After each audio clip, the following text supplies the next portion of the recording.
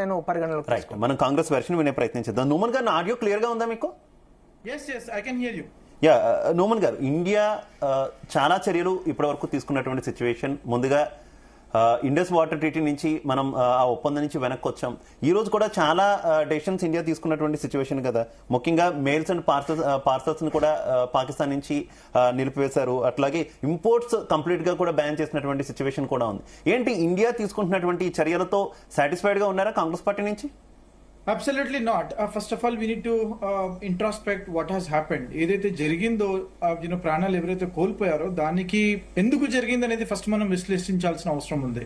ప్రతిసారి జరుగుతున్నప్పుడు మేము ఇది చేసాము అండ్ షార్ట్ టర్మ్ మనం చూడకుండా లాంగ్ టర్మ్ గా what are we going to do, right? ఇప్పుడు ప్రస్తుతానికి whatever the steps that we're taking, this are all the reactive steps. We need to have the proactive steps. First of all, this is a complete failure of the intelligence. అది highly secured zone లో అంత broad daylight లో it's tourist spot.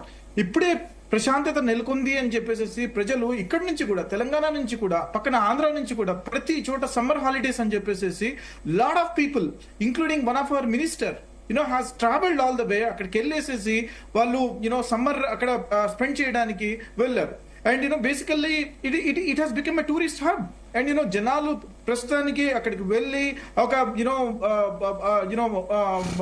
ఆహ్లాదం కోసం అక్కడ ఉన్నటువంటి tourist spots ని explore చేస్తున్నారు. అటువంటి తరుణంలో అండ్ ఇట్లా ఇంత హై సెక్యూర్ జోన్ లో బ్రాడ్ డే లైట్ లో వచ్చి ఒక మతాన్ని అడిగి కాల్చి చంపుతున్నారు అని చెప్తే ఇది ఇంటెలిజెన్స్ వైఫల్యం మాత్రమే.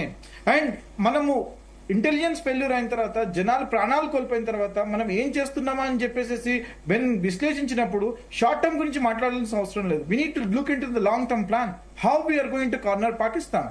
ఇది ఒకరికి క్రెడిట్ తీసుకోవాల్సింది కాదు, ఇది ఎంటైర్ భారతదేశం మీద జరిగినటువంటి దాడి ఇది and also the steps that are being taken by the Modi government right now, those are not enough.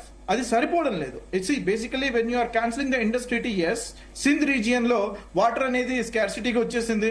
Already they are doing the protest and it is not just Pakistan that is going to struggle and also some part of the Punjab it's going to struggle.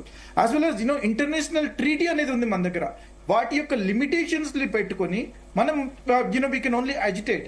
At the same time we need to corner them strategically. We cannot go on emotional basis.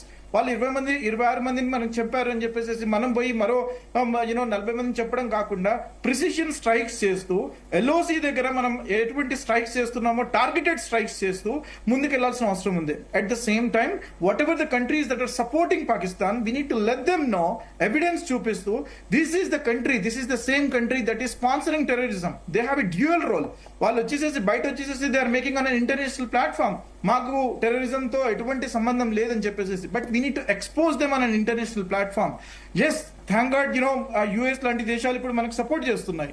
Yes, they are with us. They have said that entire they are with the Indian people right now, Indian government, whatever the steps that we are taking, stringent గా action తీసుకోవాల్సిన అవసరం ఉంది. So and what to answer your question, సరిపోతున్న ఈ steps అని చెప్తే definitely not. And also whatever the pace at which we are taking, రాత్రి 2ంటికి అక్కడ ఉన్నటువంటి డిఫెన్స్ మినిస్టర్ ప్రెస్ మీట్ పెడతారు. 24 to 36 hours లో ఏ స్ట్రైక్ చేయబోతుంది భారతదేశం అని చెప్పేసి.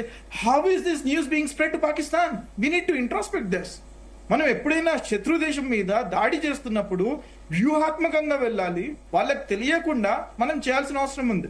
వాళ్ళని ఒక్క చోట కాకుండా ఎక్కడైతే దెబ్బ తగిలితే వాళ్ళకి నొప్పి అనిపిస్తుందో అక్కడ దెబ్బ కొట్టాల్సిన అవసరం ఉంది. కానీ అది మనం చేయడం లేదు. Right, okay. శ్రీనివాస్ గారు, నా ఆడియో క్లియర్ గా ఉందా మీకు? వినపడుతుంది.